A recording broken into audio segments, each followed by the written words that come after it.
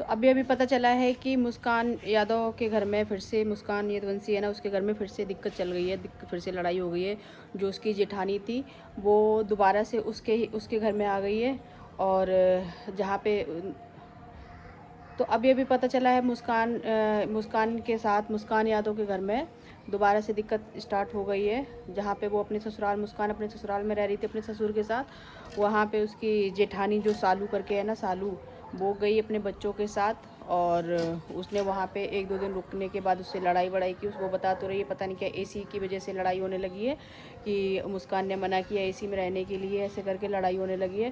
तो ऐसा कुछ नहीं, तो बताओ। जैसे ही ये संजना यदुवंशी अपने ससुराल में, अपने मायके में आई है दोबारा इटावा में, उसने दोबारा से चालू करवा दिया लड़ाई झगड़ा। उसका मेन एम यही होता है, उसी ने। और ये सालू ही, जो जो इसकी जेठानी है, मुस्कान की जेठानी सालू है, यही उस घर की जो मेन लड़ाई की जो जड़ है ना, जो मंथरा, वही है। उसने पहले सारी बातें अपने ससुराल की, अपने सास की और ननद की सुन के पहले मुस्कान को बताई, फिर उसको भड़काया, तब उसने लड़ाई करी अपने, मतलब जो भी लड़ाई वड़ाई करी उस अपने घर में। और जब उससे, तब इसकी मुस्कान की तरफ बनी रही। फिर जब इसको लगा कि नहीं, मुस्कान की तरफ रहने से कोई फ़ायदा नहीं है, तो अब ये अपने ससुराल में पहुंच गई अपना हक लेने के लिए। और वहाँ रहती तो वो तो बेचारी अकेली रहती, उसका तो हस्बैंड भी उसके साथ नहीं रहता, छोटा सा बच्चा है। छोटे बच्चे के साथ कितनी दिक्कत होती है, जब बच्चा छोटा होता है 1-2 साल तक, उसकी माँ को बहुत दिक्कत होती है।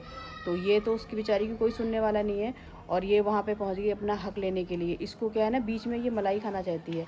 इसको लगता है कि इस तरफ फ़ायदा है तो वो उस तरफ चली जाती है, उसको लगता है उस साइड फ़ायदा है तो उस तरफ चली जाती है। अब इसकी लड़कियाँ देखो, संजना के साथ ही रह रही हैं आराम से।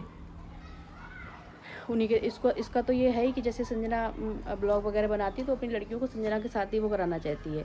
इसीलिए इसको अब ये था ना कि मुस्कान की तरफ से कोई फ़ायदा हो नहीं रहा है, इसको ये है। तो अब ये दोबारा से मुस्कान से लड़ाई, जब तक मुस्कान से लड़ाई करेगी नहीं तो संजना तो अपने साथ रखेगी नहीं। और उसकी माँ, संजना की माँ।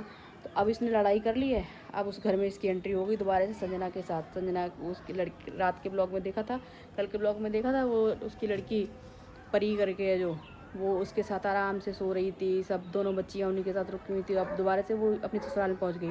तो इसको अपने ससुराल में पहुंचने के लिए ही इसने मुस्कान के साथ लड़ाई की और इतना ड्रामा किया। इसको तो गांव वाले वहाँ के बढ़िया हैं जो इसको भगा दिया सच में। जहाँ पे जो भी चित्राहाट करके गाँव है, बहुत बढ़िया हैं गाँव वाले, जो कितना सपोर्ट करें एक लड़की का जिसका हस्बैंड भी साथ नहीं दे रहा है, उसका छोटा सा बच्चा, उसका फादर भी नहीं है।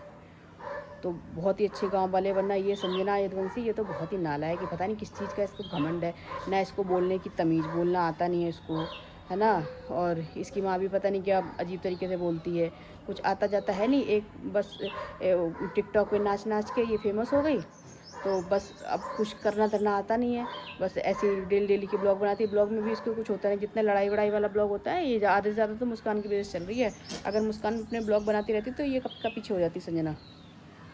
मुस्कान को सब लोग, इस संजना से ज़्यादा तो मुस्कान को लोग वो करने लगे, तभी इसके अंदर से ये चिढ़ने लगी थी मुस्कान से, तभी इसने ये सब ड्रामा किया। तो सभी लोग मुस्कान को ज़्यादा से ज़्यादा सपोर्ट करो, और उसके ब्लॉग वगैरह सब ज़्यादा से ज़्यादा सपोर्ट करो। और इस संजना यदुवंशी को तो बाइकआउट करो, इतनी घमंडी है इतनी। और उसका हस्बैंड देखो, उसको भी ढंग से बोलना नहीं आता है बात करेगा तो मुंह के अंदर ही बोल लेता है। और बस उसके घर में केवल एक ही है, यूँ कोई भी बात होगी यूँ एक गवारों की तरह, किसका सुनेगा किसका सुनेगा, पता नहीं क्या पागल है ये। और लोग इतने क्यों देखते हैं, जनता इन लोगों को। बस उसको पूरे घर में उसको यही आता है, ऐसे करता रहता पूरे टाइम, ही करेगा। उसको कुछ नहीं समझ आता, जिसको कुछ आता जाता नहीं है ना, तो वो यूँ यूँ करने लगता है। बस कुछ नहीं है, आ जाएगा निक्कर पहन के, तमीज़ सा।